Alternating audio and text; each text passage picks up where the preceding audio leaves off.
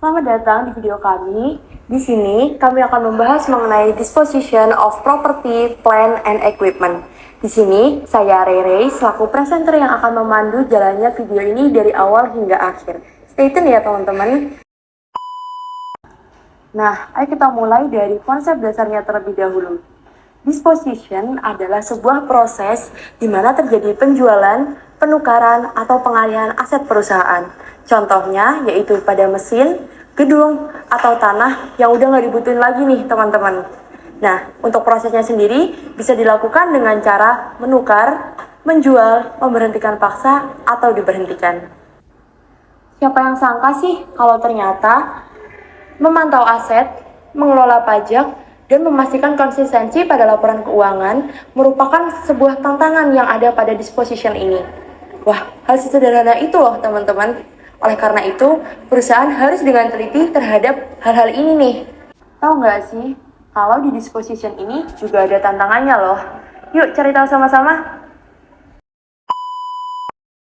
Selamat pagi semuanya.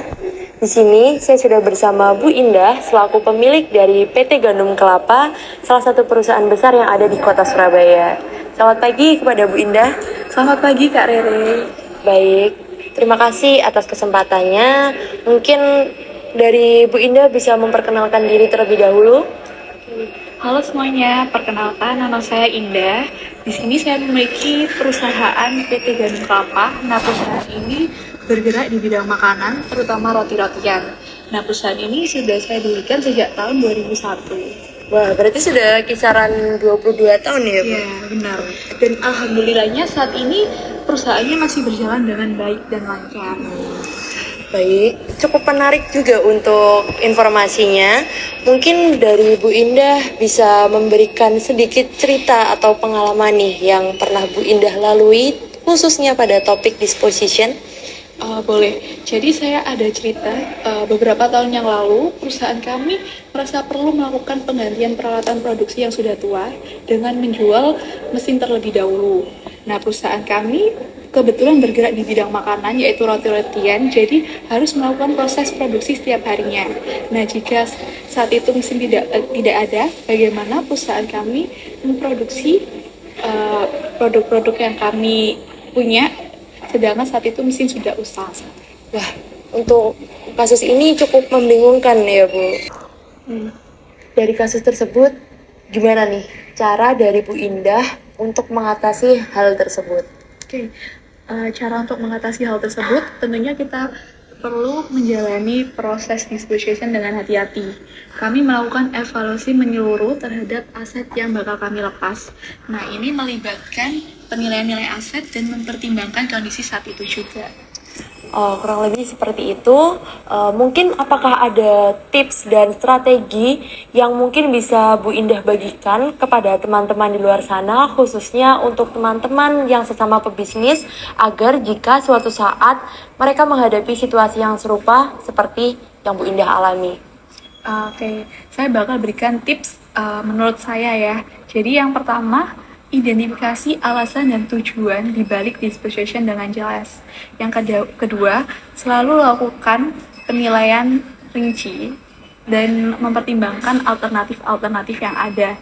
Nah, di sini juga langkah yang penting karena dalam langkah ini kita bakal mendapatkan keputusan yang baik nantinya.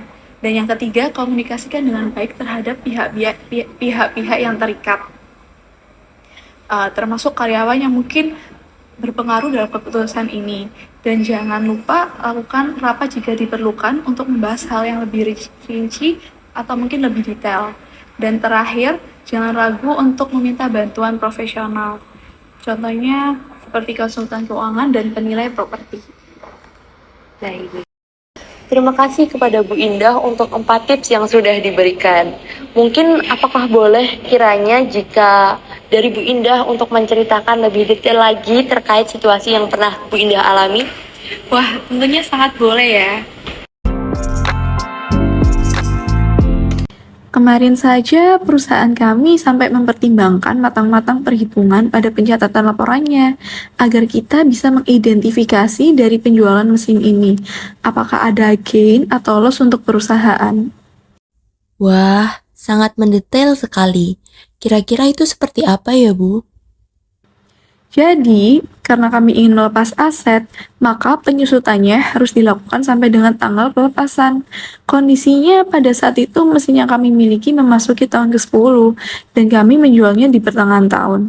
Mungkin untuk gambaran lengkapnya, sebentar saya ambilkan jurnal yang sudah diperhitungkan baik dari kami maupun pihak yang lebih ahli.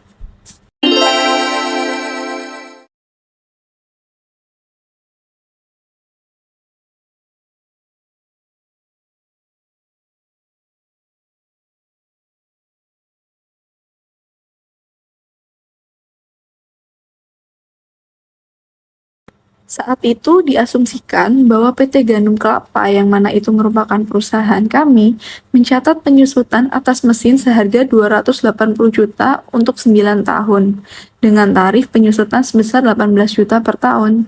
Dan kemudian penjualan yang kami lakukan terhadap mesin terjadi di pertengahan tahun ke-10 sebesar 80 juta. Kemudian kami menyusunnya di sebuah laporan. Berikut laporannya.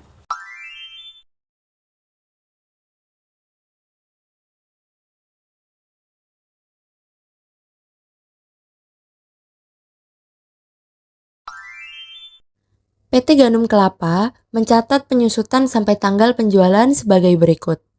Pada sisi debit, tertera beban depresiasi sebesar 9 juta. Angka ini diperoleh dari 18 juta dikali setengah. Kemudian, pada sisi kredit, terdapat akumulasi depresiasi terhadap mesin sebesar 9 juta.